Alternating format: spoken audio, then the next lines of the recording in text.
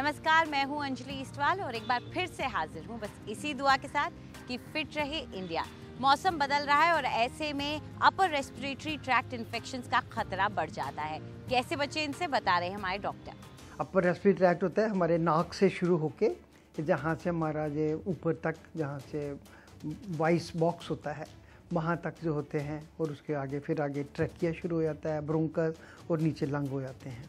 तो ये ऊपर जो है रेस्पिरेटरी एरिया जो होता है इसका अपर रेस्पिरेटरी ट्रैक्ट इन्फेक्शन कहते हैं। जैसे आम मौसम होता है, खांसी जुकाम हो जाना और साइनसिस जो हैं ये इन्वॉल्व हो जाना, इसको हम अपर रेस्पिरेटरी ट्रैक्ट इन्फेक्शन कहते हैं। सबसे कॉमन काज होता है इसका, ये मौसम जैसे बदला होता है तो ये लोगों को एलर्जी होती है डस्ट की। सबसे कॉमन ये डस्ट, पोलन ग्रेन, मिट्टी, धूल, धुआं। और नंबर 2 वायरल इन्फेक्शन होते हैं। अगेन ये भी वायरस जैसे मौसम बदलता है वायरस के पनपने का समय हो जाता है।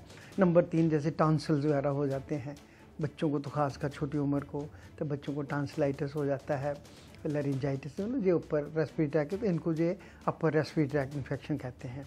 इसका सबसे ज़्यादा असर हम जब सीज़न चेंज होता है तभी देखने को मिलता है। इसके लिए सबसे ज़रूरी है कि हमें, जैसे होता है कि एक जने को भी हो तो उससे अपने आप को थोड़ा आइसोलेट सेपरेट करें। अपने आप को किसी से बात करते हैं तो हाथ में रुमाल रख के बात करेंगे। नंबर 2 जिनको हो जाता है उनको गले में सूदिंग के लिए हमारे होता है, मैं सबसे आसान कहता हूँ वार्म वाटर कर ले, उसमें थोड़ा सा नमक डाल के गार्गल्स कर लिया करें 2 या 3 दफ़ा। थोड़ी स्टीम इनहेलेशन कर लेंगे। अगर किसी को फीवर भी है, खाने में स्वेलो में दर्द होता है तो ज़रूर अपने डॉक्टर की राय लेनी चाहिए। इन इन्फेक्शंस को दूर रखने के लिए डाइट टिप्स दे रही है हमारी nutritionist. Upper respiratory problems usually बहुत ज़्यादा डाइट से भी कनेक्टेड है। इसकी हम देखभाल कर सकते हैं थोड़ी मॉडिफिकेशन ऑफ लाइफस्टाइल से। तो इस दौरान अगर आप हाई फैट या जंक फूड डाइट ज़्यादा कंज्यूम करते हैं तो इनडायरेक्टली आप अपनी इम्यूनिटी को किल करते हैं, इम्यूनिटी सिस्टम हार्म होनी शुरू हो जाती है। तो इम्यूनिटी बेस्ड एनहांसमेंट ज़रूरी है इस प्रॉब्लम्स के लिए। इम्यूनिटी को जो एनहांस करे, जैसे कि विटामिन सी है, सेलेनियम है, जिंक है और विटामिन ई है, ऐसी विटामिन्स एंड मिनरल्स इम्यूनिटी को एनहांस करती है। मल्टी मिनरल कैप्सूल्स या टैबलेट्स या सप्लीमेंट्स भी बहुत अच्छा है अगर आप पूरे दिन का पोर्शन ऑफ माइक्रो न्यूट्रिएंट्स नहीं लेते हैं तो। इस दौरान बहुत अच्छा एनहांसर हम देखते हैं गार्लिक में, क्योंकि गार्लिक में काफ़ी अच्छे एंटीऑक्सीडेंट्स है और एंटी बैक्टीरियल तत्व है जो कि आपके इन्फेक्शंस को फाइट करते हैं। सेकंड जो हमें अच्छा लाभ होता है वो होता है ग्रीन अनियंस में, जिसमें भी बहुत अच्छी पोटेंसी होती है आपकी इम्यूनिटी को एनहांस करने के लिए। जिंजर भी बहुत अच्छा एंटीबैक्टीरियल एंटीवायरल हर्ब है जिसके हम बहुत अच्छे से अपनी इम्यूनिटी एनहांस करने में यूज़ कर सकते हैं।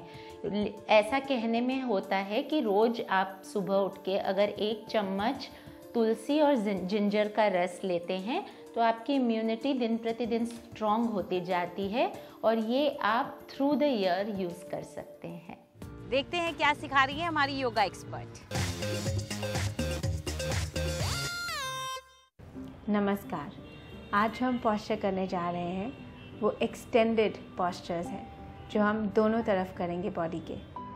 इससे आपकी स्पाइन लेंथन होती है, इससे आपकी वेस्ट स्ट्रेच होती है और उसके साथ साथ आपकी लेग्स को भी एक एक्सटेंशन मिलती है, हैमस्ट्रिंग्स, और आपके मसल्स को एक एक्सटेंशन और स्ट्रेच मिलता है।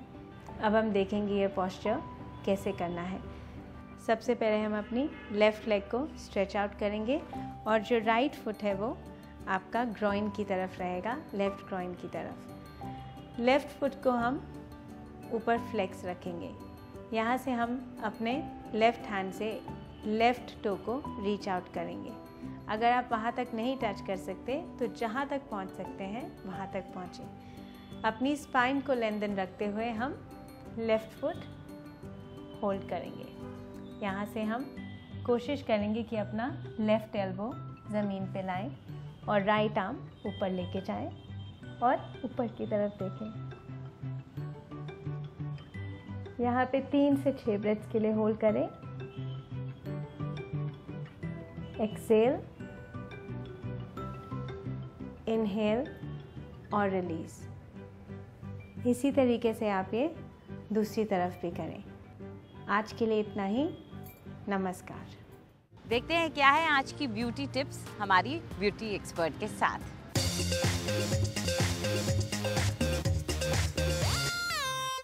नमस्कार। आलू जो है बहुत प्रिय सब्जी होती है, स्पेशली पूजा के दिनों में जब जो व्रती लोग होते हैं ज़्यादातर आलू खाते हैं। लेकिन आज मैं इसके फ़ायदे त्वचा के बारे में बताने जा रही हूँ। आलू में हाई कंटेंट्स ऑफ पोटेशियम होते हैं, जिसकी वजह से अगर आपको नील पड़ जाते हैं यानी कि ब्रूजेस, आप एक बहुत ही आसान तरीके से आलू के साथ इसको कम कर सकते हैं। Just take cut a raw potato, इसके आप स्लाइस कर लीजिए और जहाँ कहीं आपको नील हो आप ये आलू, जिसके अंदर आप देख रहे हैं काफ़ी पानी और स्टार्च कंटेंट है, ब्रूज के ऊपर लगा दीजिए। इसको आप दबा के रखें या इसके ऊपर पुलटेस या पट्टी बांध दीजिए और कम से कम आधा घंटा छोड़ दीजिए। आप देखेंगे कि आपकी जो ब्रूजिंग है स्किन में वो एकदम कम हो जाएगी और त्वचा जो है वो सूद हो जाएगी। छोटे बच्चों को अक्सर नैपी रैश की प्रॉब्लम हो जाती है, स्पेशली वो बच्चे जो डाइपर्स में पाए जाते हैं। उनके लिए भी आलू जो है वो बहुत ही लाभदायक है, लेकिन इसके स्लाइसेस नहीं इस्तेमाल करने। आप एक ग्रेटर लीजिए, कच्चा आलू लेके कद्दूकस करें।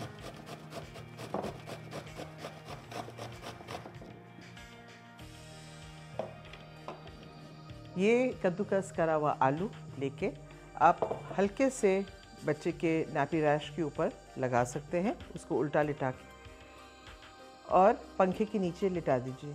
कम से कम आधा घंटा अगर बच्चा लेट सकता है, because I know children can be very restless, आप इसको लगा के रखें। बेहतर होगा कि जब बच्चा सो रहा है और उसको ये तकलीफ़ है तब आप ये नुस्खा अपनाएं। तो देखिए आलू के कितने सारे फ़ायदे हैं। सी यू टुमारो। फिट रहे इंडिया में आज इतना ही। आपको हमारा कार्यक्रम कैसा लगा हमें ज़रूर बताएं। आप अपनी राय हमें ईमेल कर सकते हैं fit@ndtv.com पर। चाहें तो ट्विटर पर भी जुड़ सकते हैं हमारे साथ। इस्तेमाल कीजिए #फिट रहे इंडिया। फिलहाल पूरी टीम को इजाज़त दीजिए। नमस्कार।